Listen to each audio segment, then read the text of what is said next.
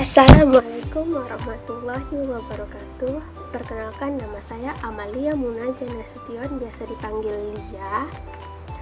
NIM 0506191078 dari manajemen 2C Universitas Islam Negeri Sumatera Utara. Pada kali ini saya mengucapkan terima kasih kepada dosen pengampu saya, Ibu Lia Saadah. Cantik ya Ibu itu. Nah, pada kali ini saya akan membahas tentang konstitusi.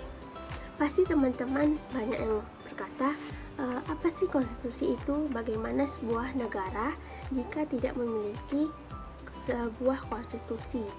Nah, pada kali ini saya akan membahas itu semua. Konstitusi dalam Kamus Besar Bahasa Indonesia mengandung arti sebagai yang pertama, yaitu konstitusi dapat diartikan sebagai segala ketentuan atau aturan mengenai ketatanegaraan. Nah, yang kedua, konstitusi dapat diartikan sebagai undang-undang dasar suatu negara. Nah, jadi dapat kita simpulkan bahwa konstitusi itu mengenai segala aturan dan ketentuan mengenai ketatanegaraan, atau dapat kita artikan sebagai konstitusi itu dapat dijadikan tolak ukur dari kehidupan bangsa dan negara. Nah, pasti teman-teman ada timbul pertanyaan mengenai apa sih fungsi dari konstitusi itu.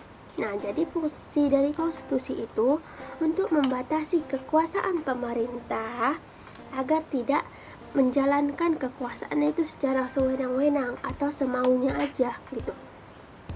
Dari fungsi konstitusi itu kita mendapatkan tujuan konstitusi, yang mana tujuannya itu sudah jelas ya, bahwa tujuan dari konstitusi itu untuk membatasi tindakan pemerintah atau tindakan kewenangan pemerintah supaya apa? Supaya untuk menjamin hak-hak yang diperintah.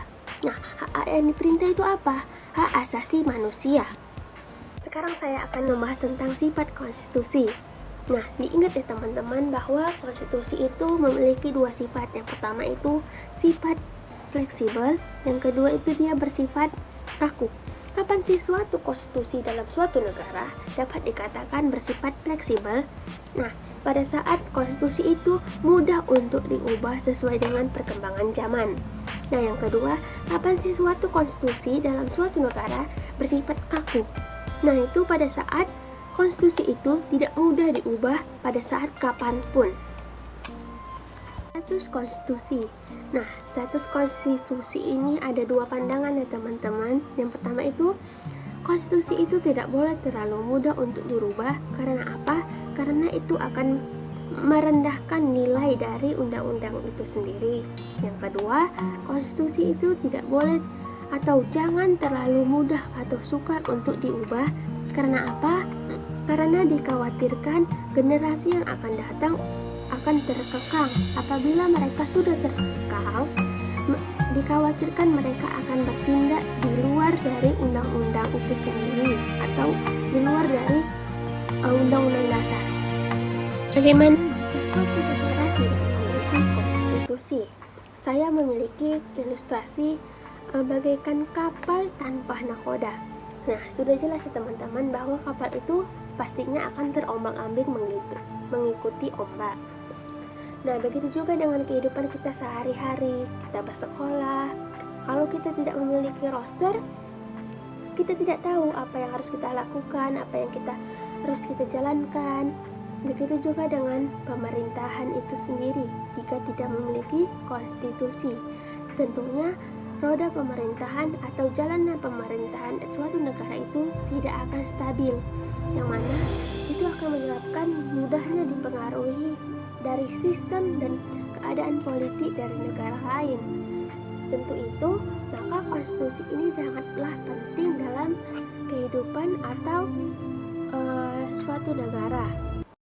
Nilai normatif, yaitu suatu konstitusi yang resmi diterima oleh suatu bangsa, dan bagi mereka konstitusi itu tidak hanya berlaku dalam arti hukum atau legal, tetapi juga nyata berlaku dalam masyarakat dalam arti berlaku efektif dan dilaksanakan secara murni dan konsekuen. nominal, yaitu suatu konstitusi yang menurut hukum tetaplah berlaku, tetapi itu tidak sempurna. Nah, ketidaksempurnaan itu disebabkan oleh pasal-pasal tertentu. Tidak berlaku pasal-pasal yang terdapat dalam Undang-Undang Dasar itu berlaku bagi seluruh wilayah negara. Terakhir adalah nilai semantik, yaitu suatu konstitusi yang berlaku hanya untuk kepentingan penguasa saja. Nah, dalam memobilisasi kekuasaannya, para penguasa menggunakan konstitusi sebagai alat untuk melaksanakan kekuasaannya tersebut. Pasti timbul pertanyaan dari teman-teman, mengapa sih konstitusi itu sangat mempengaruhi dari jalannya suatu pemerintahan? Karena konstitusi itulah yang mengatur undang-undang dasar atau hukum-hukum apa aja yang berlaku di suatu negara tersebut.